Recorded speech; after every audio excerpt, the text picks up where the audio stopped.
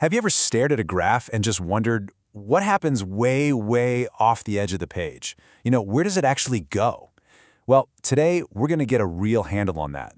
We are diving into limits at infinity, which is basically the mathematical tool that lets us nail down exactly what a function is up to in the long, long run. So yeah, you're looking at some function, maybe it's shooting upwards, maybe it's leveling off somewhere, and we all have a pretty good gut feeling about where it's headed, but in math, especially as we get into precalculus and calculus, a good guess just doesn't cut it. We need proof. We need to be absolutely certain. So how do we do that? Well, this is where we make the leap.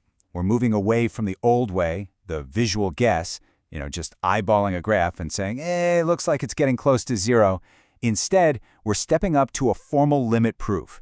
We're swapping that hunch for a rock-solid, precise algebraic tool that gives us the definitive answer every single time. Okay, so to get there, we're going to start with one single foundational idea. I like to call this the master key. Seriously, it's the one concept that unlocks pretty much every single limit at infinity problem you're ever going to see. If you get this, you are way more than halfway there. And here it is, the master key. The limit as x approaches infinity of 1 divided by x to any positive power n is always 0. That's it. It's so powerful because it's so simple. It doesn't matter if it's 1 over x, or 1 over x squared, or 1 over x to the 100th power. As that denominator, x, gets ridiculously, unimaginably large, the whole fraction just shrinks down until it's practically 0. Think about it with the pizza analogy. Let's say you've got one pizza. If you share it with a few friends, you get a good slice. But what if you share it with everyone in your city? Your slice is now a tiny crumb. Okay, now imagine sharing that one pizza with all 8 billion people on the planet. Your slice is, for all intents and purposes, completely gone. That's exactly what's happening with our master key limit. Okay, so we've got our master key. Now we can build some power tools from it. These are awesome shortcuts for dealing with rational functions, which, remember, are just one polynomial divided by another. And trust me, these are going to save you a ton of time on the problems you'll see most often. So here's the deal. It all comes down to comparing the highest power of x. That's the degree, on the top and on the bottom. It's that simple. If the bottom's degree is bigger, the limit is 0. Easy. If the degrees are exactly the same, the limit is just the ratio of the numbers out front, the leading coefficients. And if the top's degree is bigger, the function just takes off to either positive or negative infinity. Now, let's see these tools in action. Theory is one thing, but let's actually get our hands dirty, right? It's time to head into the workshop and see how these rules make problems that look really complicated surprisingly simple. All right, first one up. A classic case.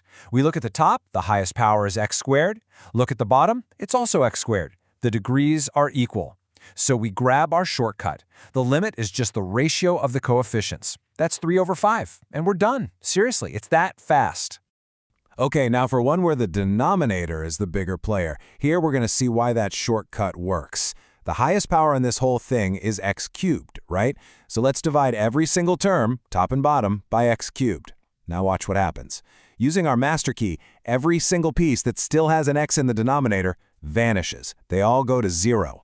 So we end up with 0 plus 0 on top over 1 plus 0 on the bottom. The final answer, 0. All right, this next example has a little curveball, a square root. The trick here, the big move, is to factor out the x squared from inside the radical. Now this is the part you've got to watch. When that x squared comes out of the square root, it becomes the absolute value of x. So important. But since our limit is going to positive infinity, the absolute value of x is just x. The x's on the top and bottom cancel out. That little 1 over x squared term disappears thanks to our master key, and all we're left with is the square root of 4, which is just 2. Now, like with any powerful set of tools, you've got to know the safety rules. Knowing the common traps and pitfalls is honestly just as important as knowing the rules themselves, because it's what separates a right answer from a really frustrating mistake. Okay, first things first, and I'm going to say this loud and clear, infinity divided by infinity is not 1. I know, it feels like it should be, right? But it's not. We call this an indeterminate form, which is just a fancy way of saying, I can't tell what this is yet. It's a big red flag that says you need to do more work. You've got to use the techniques we just talked about to figure out what's really going on.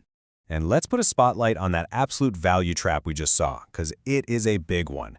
It's all about which direction you're headed. If x is going to positive infinity, a huge positive number, then the absolute value of x is just x. No problem. But if x is going to negative infinity, like negative a billion, its absolute value is positive a billion. So in that case, the absolute value of x is equal to negative x. Forgetting that little detail will flip the sign of your answer. So you might be thinking, okay, this is cool math, but why does it matter? Well, this isn't just about abstract problems on a test. Limits at infinity are actually a blueprint for understanding and predicting how things behave in the real world over the long haul. For example, let's talk about ecology. The growth of an animal population often follows a specific kind of curve. And if you take the limit of that population's function as time goes to infinity, you get a number we call k, the carrying capacity.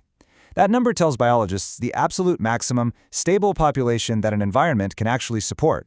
So yeah, a limit at infinity is predicting a real, tangible outcome in nature. So we've seen how these limits can tell us the ultimate fate of a graph, or even predict the ceiling for a population of animals. It's an incredibly powerful tool for figuring out the endgame, and that kind of leaves you with a final thought, doesn't it? If we can do that, what other long-term destinies, in physics or economics or chemistry, could we calculate all by asking that one simple question: what happens when x goes to infinity?